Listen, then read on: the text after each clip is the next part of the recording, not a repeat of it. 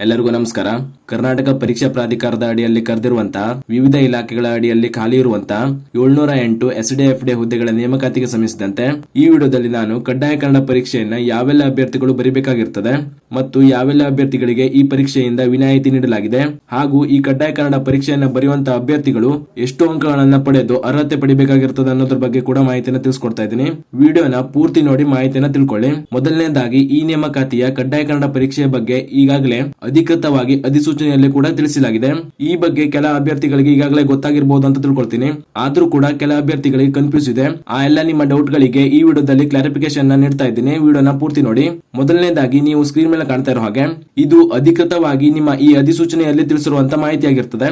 ಅಧಿಸೂಚನೆಯಲ್ಲಿ ಕಡ್ಡಾಯ ಕನ್ನಡ ಪರೀಕ್ಷೆಗೆ ಸಂಬಂಧಿಸಿದಂತೆ ಯಾವೆಲ್ಲ ಮಾಹಿತಿಯನ್ನು ನೀಡಿದ್ದಾರೆ ಅನ್ನೋದ್ರ ಬಗ್ಗೆ ಮಾಹಿತಿಯನ್ನು ನೋಡೋದಾದ್ರೆ, SSLC ಅಥವಾ ತತ್ಸಮಾನ ವಿದ್ಯಾರ್ಥಿಯಲ್ಲಿ ಕನ್ನಡ ಭಾಷೆಯನ್ನು ಪ್ರಥಮ ಅಥವಾ ದ್ವಿತೀಯ ಭಾಷೆಯನ್ನಾಗಿ ವ್ಯಾಸಂಗ ಮಾಡಿದ್ದಲ್ಲಿ ಅಥವಾ ಕರ್ನಾಟಕ ಪರೀಕ್ಷಾ ಪ್ರಾಧಿಕಾರದಿಂದ ಅಥವಾ ಕರ್ನಾಟಕ ಲೋಕಸೇವಾದಿಂದ ನಡೆಸಲಾದ ಕಡ್ಡಾಯ ಕನ್ನಡ ಪರೀಕ್ಷೆಯಲ್ಲಿ ಉತ್ತೀರ್ಣರಾಗಿದ್ದಲ್ಲಿ ಕಡ್ಡಾಯ ಕನ್ನಡ ಪರೀಕ್ಷೆಯಿಂದ ವಿನಾಯಿತಿ ನೀಡಲಾಗಿದೆ.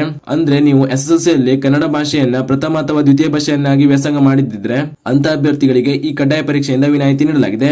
ಜೊತೆಗೆ ಕರ್ನಾಟಕ ಪರೀಕ್ಷಾ ಪ್ರಾಧಿಕಾರದಿಂದ ಈ ಹಿಂದೆ ನಡೆಸಲಾದ ನೇಮಕಾತಿಗಳಲ್ಲಿ ಯಾರಾದ್ರೂ ಕಡ್ಡಾಯ ಕನ್ನಡ ಪರೀಕ್ಷೆಯನ್ನ ಬರೆದು ಉತ್ತೀರ್ಣರಾಗಿದ್ರೆ ಅಂತ ಅಭ್ಯರ್ಥಿಗಳಿಗೂ ಕೂಡ ಈ ನೇಮಕಾತಿಯಲ್ಲಿ ವಿನಾಯಿತಿ ನೀಡಲಾಗಿದೆ. ಅದೇ ರೀತಿ ಕರ್ನಾಟಕ ಲೋಕಸೇವಾ ಆಯೋಗದ ಅಡಿಯಲ್ಲಿ ನಡೆಸಲಾಗುವಂತಹ ಕಡ್ಡಾಯ ಕನ್ನಡ ಪರೀಕ್ಷೆಯನ್ನ ಉತ್ತೀರ್ಣರಾಗಿದ್ರು ಕೂಡ ಅಂತ ಅಭ್ಯರ್ಥಿಗಳಿಗೂ ಕೂಡ ಈ ನೇಮಕಾತಿಯಲ್ಲಿ ಕಡ್ಡಾಯ ಕನ್ನಡ ಪರೀಕ್ಷೆಯಿಂದ ವಿನಾಯಿತಿ ನೀಡಲಾಗಿದೆ. ಈ ಬಗ್ಗೆ ಎಲ್ಲ ಅಭ್ಯರ್ಥಿಗಳಿಗೆ ಕ್ಲಾರಿಫಿಕೇಶನ್ ಸಿಕ್ಕಿದೆ ಅಂತ ತಿಳ್ಕೊಳ್ತೀನಿ. ಈ 3 ವಿನಾಯಿತಿಗಳನ್ನ ಬಿಟ್ರೆ ಉಳಿದ ಅಭ್ಯರ್ಥಿಗಳು ಈ ಕಡ್ಡಾಯ ಕನ್ನಡ ಪರೀಕ್ಷೆಯನ್ನ ಕಡ್ಡಾಯವಾಗಿ ಬರೀಬೇಕಾಗಿರ್ತದೆ.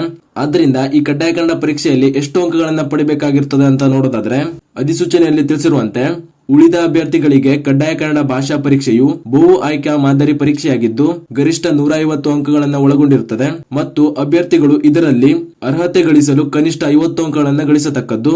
ಗೈರು ಹಾಜರಾದ ಕನಿಷ್ಠ 50 ಅಂಕಗಳನ್ನು ಗಳಿಸದೇ ಇರುವ ಅಭ್ಯರ್ಥಿಗಳು ಆಯ್ಕೆಗೆ ಅರ್ಹರಾಗಿರುವುದಿಲ್ಲ. ಈ ಪ್ರಶ್ನೆ ಪತ್ರಿಕೆಯನ್ನ SSLC ಹಂತದಲ್ಲಿನ ಪ್ರಥಮ ಭಾಷೆ ಕನ್ನಡವನ್ನ ಮಾನದಂಡವಾಗಿ ಇಟ್ಟುಕೊಂಡು ಸಿದ್ಧಪಡಿಸಲಾಗುವುದು. ಕಡ್ಡಾಯ ಕನ್ನಡ ಭಾಷಾ ಪರೀಕ್ಷೆಯಲ್ಲಿ ಪಡೆದ ಅಂಕಗಳನ್ನ ಜ್ಯೇಷ್ಠತೆಗೆ ಅಥವಾ ಹುದ್ದೆಗಳ ಆಯ್ಕೆಗೆ ಪರಿಗಣಿಸಲಾಗುವುದಿಲ್ಲ ಅಂತ ತಿಳಿಸಿದ್ದಾರೆ. ಆದ್ದರಿಂದ ಉಳಿದ ಅಭ್ಯರ್ಥಿಗಳು ಈ ಕಡ್ಡಾಯ ಕನ್ನಡ ಪರೀಕ್ಷೆಯನ್ನ ಹಾಜರಾಗಬೇಕು.